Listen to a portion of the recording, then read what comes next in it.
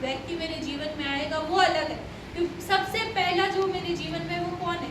प्रभु यीशु मसीह। और जब मैंने अपना जीवन प्रभु को दिया तो मैंने देखा वो जब हम प्रभु को अपना जीवन देते ना उस टाइम पे अलग से फीलिंग आती है।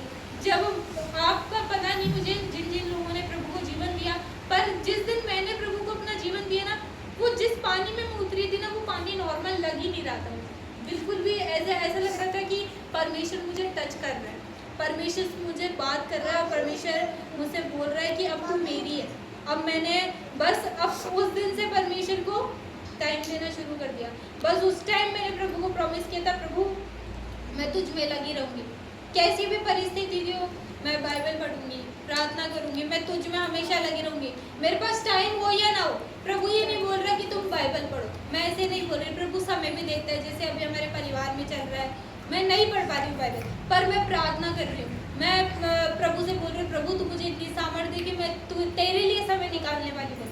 और आज बहुत अच्छा दिन है कि आज प्रभु भोज है। कितने लकी हैं हम कि हम प्रभु की देह को खाते हैं, उसके लहू को पीते हैं, एक पवित्र लोग हैं। आज हम प्रभु भोज लेते हैं, कौन लेता है? वो जो पवित्र होता है। तो आज हम पवित्र बनकर मैं चाहती हूँ प्रभु भोज लें। वो से हम घर से आते हैं पूरे, कभी होता है हमारा दिमाग खराब होता है, कभी हम किसी को हट करके आते हैं, हम हो सकता है कुछ मुंह से गलत निकल गया, हमें खुद को पता नहीं होता, पर हमें प्रभु से क्षमा मांगनी है। हमें जब आप प्रभु भोज लें ना तो उससे पहले क्षमा क्यों मांगी जाती है? क्योंकि जो भी हमारे अंदर गंदगी है ना वो सारी परमेश्वर के बाहर निकल जाए और हम बिल्कुल पवित्र होके क्या करें? परमेश्वर की देह को खाएं और उसके लहू को पिए। हम सोचते हैं चर्च में जाएंगे, हम इतनी दूर से आ रहे हैं, आप महीने में 1 बार आ रहे हो, 2 बार आ रहे हो, प्रभु ये नहीं देख रहा। प्रभु बोल रहा है आप किस दिल से आ रहे हो। परमेश्वर परेशानियां जानते हैं कि आप क्यों नहीं आ पा रहे हो, पर परमेश्वर ये जानते हैं कि आप मजबूरी में नहीं आ पा रहे हो या जानबूझकर नहीं आ पा रहे हो। परमेश्वर आपसे आपकी वो तड़प चाहता है।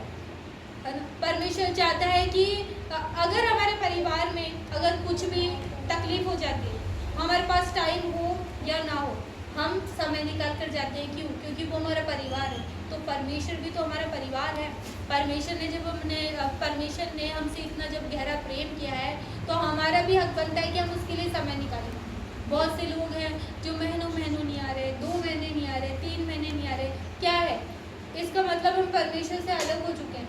वो जो पहले जैसा प्रेम, जैसे एक दूल्हा दुल्हन का पहली शादी होती है ना, 1 महीने अच्छा रहेंगे, 5 महीने, 6 महीने, 1 साल, है ना, 2 साल, पर बाद में क्या होगा? धीरे धीरे प्यार कम होता जाएगा। वैसे हमारा भी परमेश्वर के प्रति क्या होता जा रहा है?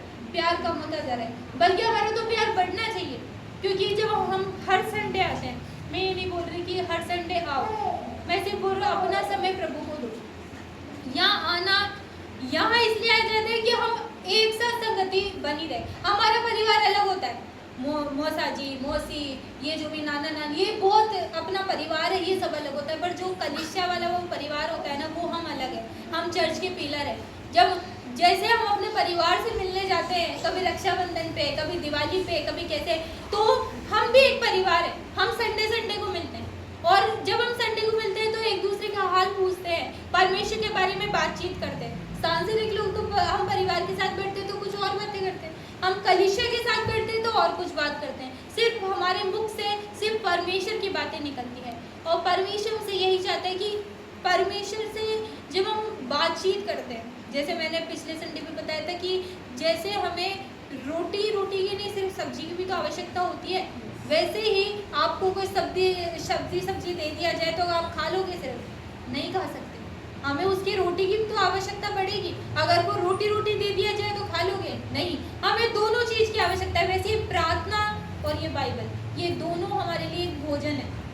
अगर आप बाइबल पढ़ रहे हैं और प्रार्थना नहीं कर रहे हैं, वो बैठते हैं। आप प्रार्थना कर रहे हैं, बाइबल नहीं पढ़ते हैं, वो बैठते हैं।